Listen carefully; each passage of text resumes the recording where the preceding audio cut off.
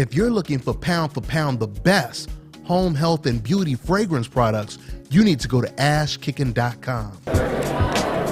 Hi, my name is Janita and you're watching DONTAE'S Boxing Nation.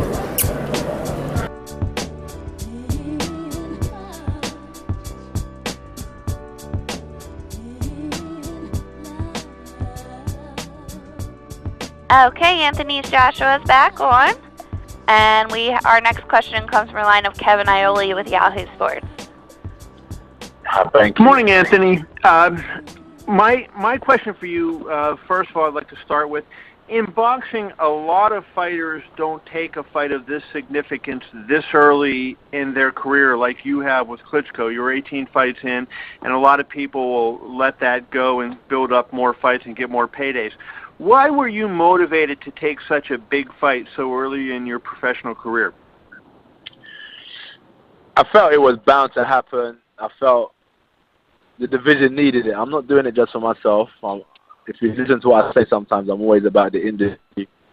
And a lot of my friends from the amateur system have a chance to express their skills on the undercard. And it's a massive platform. And I just think, as I said, I think the division needed it. So I said, yo, if these fights aren't going to happen, let me step up. Let me get it cracking. And at the end of the day, it's only a fight, you know. Vladimir Klitschko, Deontay Wilder. Let's keep it going. Let's start mixing it up because we're in the same division, in the heavyweight division. It's our era.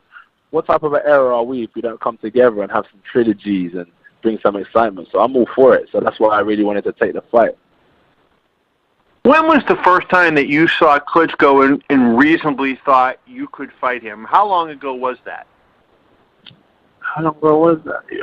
Not until last year, you know. I didn't really, in 2015, I wasn't really focusing on fighting Klitschko, you know.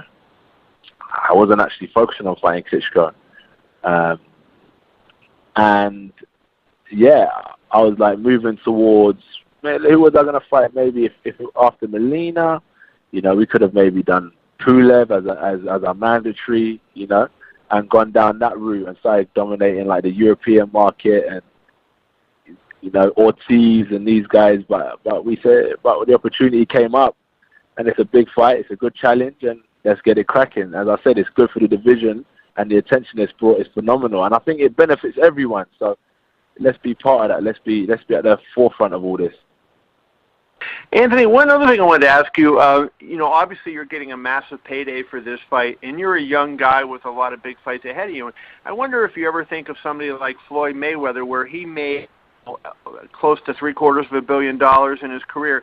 Do you feel like, you know, you're on that path where you could end up, you know, threatening that billion, you know, I'm talking U.S. dollars, but pounds too, you know, that kind of barrier and become the richest fighter ever? Is that on your radar? Do you think that is a possibility? I think I could, not in boxing. I don't think I'll do it in boxing. Outside, if I make the right investments, I think I can, because I've got some very highly intelligent people around me. But I think in boxing, I don't think I will, but I think that there will be a boxer who can, because Floyd Mayweather has definitely set the benchmark, and records are only there to be broke. So I think someone could definitely achieve that financial status. But for me, that's not so much my goal, to try and be richer than Floyd Mayweather. The heavyweight division is so different from the welterweight division, you know. So I don't, in the sense that all it takes is one shot, and it's a lot tougher, and there's a lot more wear and tear on the body. So I just think it'll be interesting.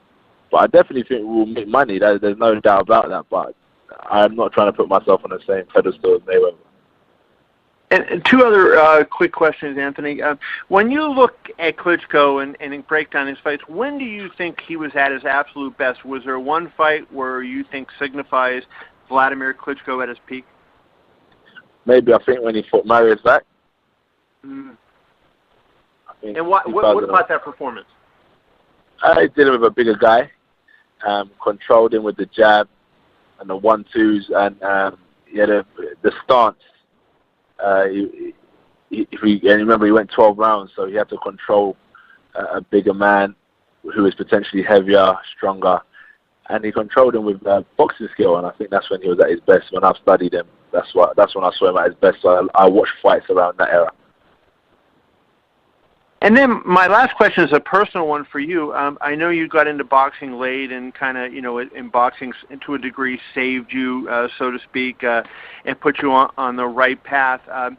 When you look back on your career, do you feel like it's almost a miracle that you're here at this point, given the path you were on and, the obstacles that were in your road to be a success? Yeah. Well, so I was talking about it with my coach today. If you would have told me, how long have I been boxing?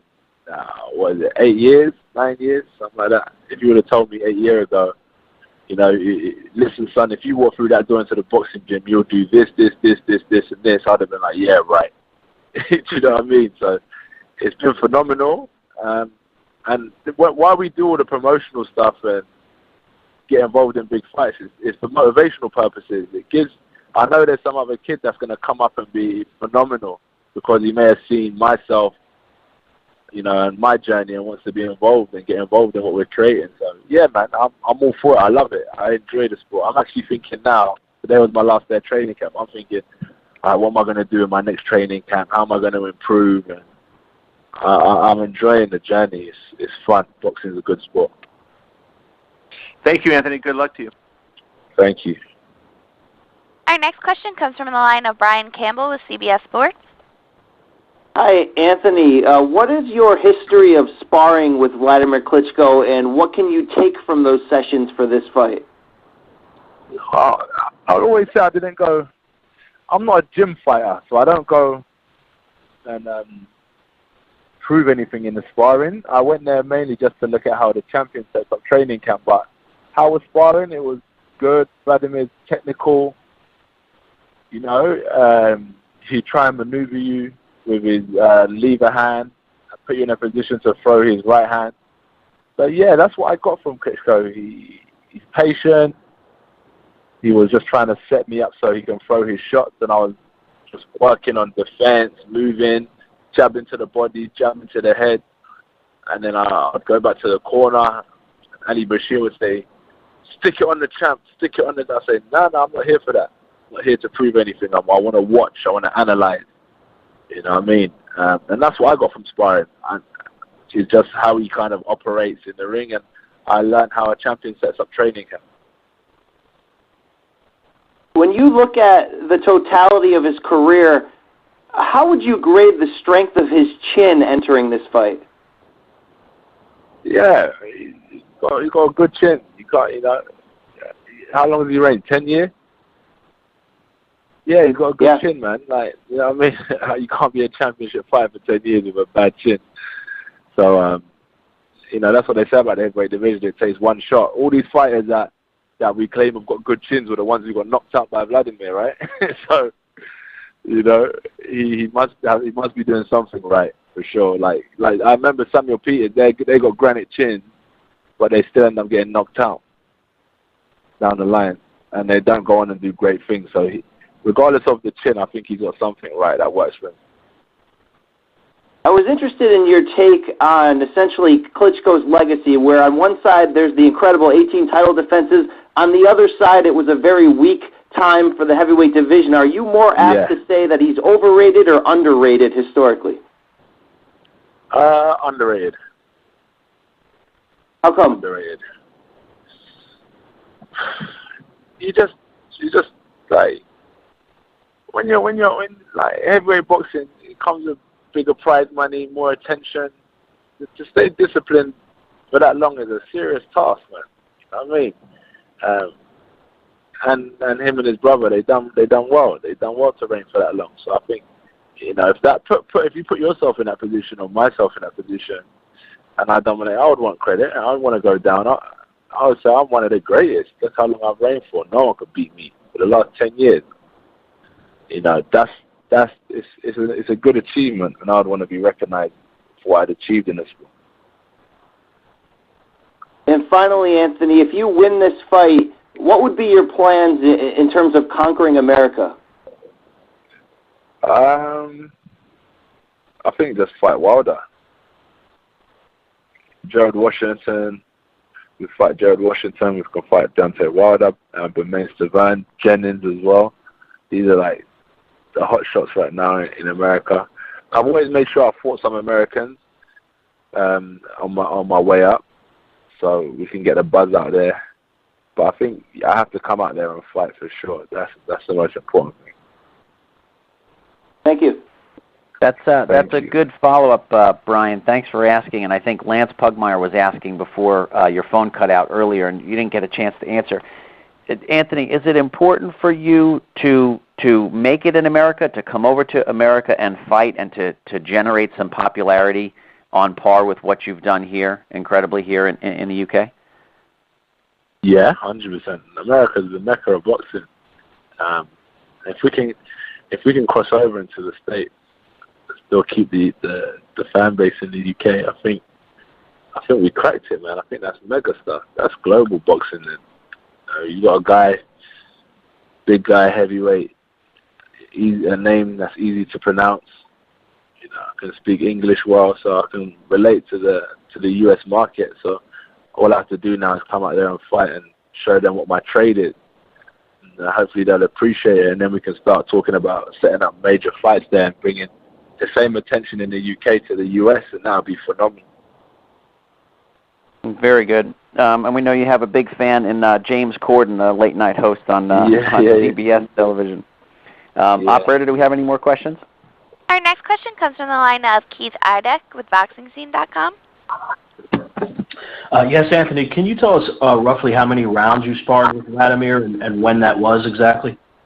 How many rounds? I think, how many rounds? I think I sparred like maybe 20, 25 rounds. I sparred with Vladimir. And when was that?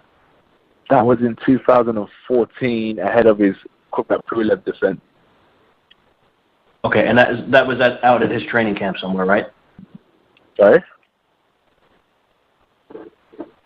And Anthony, how important is it? I'm sorry. The question was, where was that? Was that at his training camp in Austria or somewhere else? Yeah, in Austria, yeah. In Austria, okay. Earlier in the call, Anthony, you mentioned a little bit about how you can prevent him from holding, and I know that's been an issue in a lot of his fights where he's held a lot. How much of a concern is that for you that he's going to try to do that a lot? And if you can maybe elaborate a little bit on how you'll be able to prevent him from doing that. I don't think they're holding. I think holding is natural, but the thing is that it's what you do when someone's holding. How do you fight them off? You know, you bring up the uppercut, you whip in the right hand to the body. You know, until the ref tells you to break, you have to. It's a fight, so I can't prevent the holding, but I think it makes it interesting what the fighter does when someone's holding. I think that's what I've worked on, is when I'm being held, I'm going to just throw the right hand to the body, the left hook to the body. And I think they'll start taking the wind out of Klitschko. The last time he had a big fight against a British fighter that was supposed to be interesting and people were interested in, it turned out to be obviously a dud against David Haye. How important is it for you? Obviously, first and foremost, you have to win. But how important is it for you to win? You know, for this fight to be exciting and kind of to deliver on some of the hype that it's established. I lost you there, sir. I lost you for a minute. How important is it for you for this fight to be not only a win for you, which is first and foremost, but to be exciting, because the David Haye fight was such a dud, and some of his fights have not exactly been entertaining? I think my fights will be entertaining.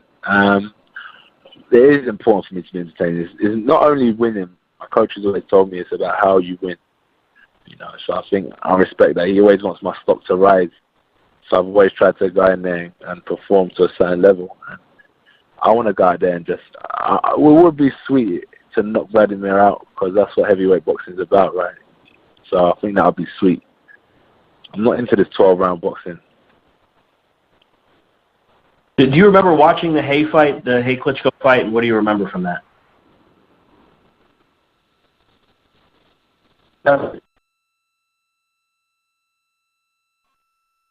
Okay. We may have lost Anthony here. Sorry? Anthony, I think it's our last question here was about if you remember seeing the Klitschko versus David Haye fight, and what do you remember from that fight? I just think that David Haye was up against it because you had Klitschko, who was a champion, Emmanuel Stewart, who would train the champion, then you had David Haye, who wasn't a champion, and Adam Booth, who wasn't a championship trainer, heavyweight championship trainer. So he was up against it, man, and he found it tough. And you know, it just showed that the bigger, stronger man would win. And, he just got the job done, and you know what? That's what led him to here. So that's why he got the win, and I'm happy he did, because we wouldn't be here right now.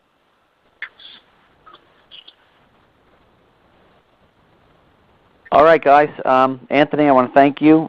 Wish you luck the rest of the week in your preparations. Thank again all the press for joining us this morning so early, and for those of you who traveled over here to London, we'll see you this evening at the open workouts. Anthony Joshua defends his title live on Showtime at 4:15 Eastern, 1:15 Pacific on Saturday afternoon.